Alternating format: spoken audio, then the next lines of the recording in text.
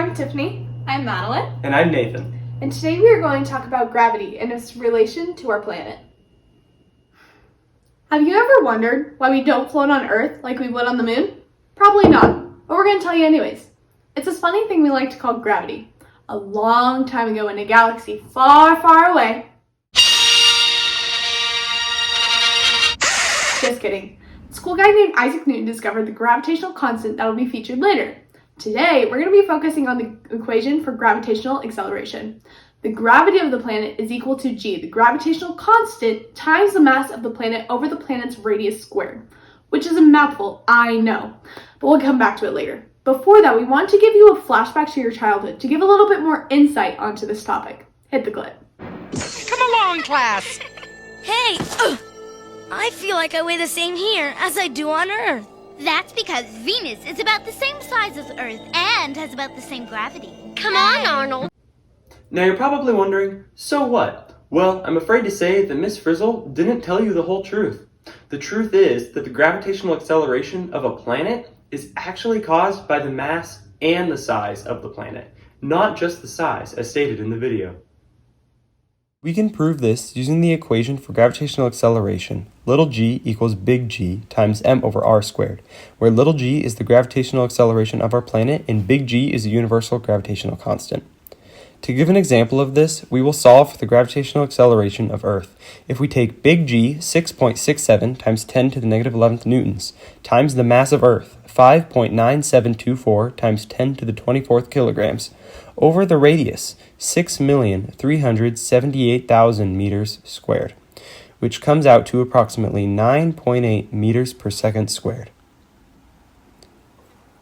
We can now compare this to Venus by taking big G, 6.67 times 10 to the negative 11th newtons, times the mass of Venus, 4.8675 times 10 to the 24th kilograms, over the radius, 6,051,800 meters squared, which comes out to approximately 8.87 meters per second squared. If we subtract these two, we get a difference of approximately 1 meter per second squared, or a 10% difference. This difference would be nearly unnoticeable to humans walking on Venus. Now, while this may seem accurate to the clip we watched, it is only by coincidence that Venus is also similar in size to Earth, because the mass of a planet is not merely caused by its size, but rather by its density. So, in conclusion, the gravitational acceleration on each planet depends on its mass and radius. Although it would be easy to assume that walking on a planet would be the same anywhere in the universe, these two factors can completely change the way that the acceleration of gravity works on each planet. Whether you're walking on Earth or jumping on the moon, gravity plays a major role in every step you take. How cool is that? Of course, with this knowledge of gravity, we don't want to mislead you with the hypothetical scenario of walking on other planets in our solar system. Just like there are many factors that contribute to gravity, there are also hundreds of other factors that go into realistically visiting a planet.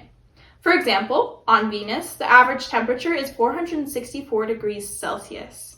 This temperature alone prevents any human from even thinking about traveling to the planet. So remember, although hypothetically walking on Venus would be similar to Earth, I do not recommend visiting. Well, guys, I'm Tiffany. I'm Madeline. And I'm Nathan. Thank you so much for hanging out with us. We hope you enjoyed learning about gravity just as much as we did. Have a great science-filled rest of your day. May the science be with you.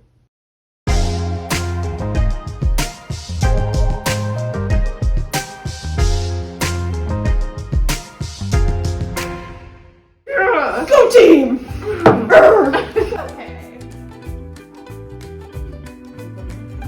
How about...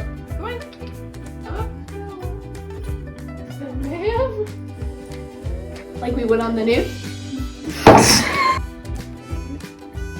Boom. Beautiful. One take. Hey. You know what makes my blood boil? Venus.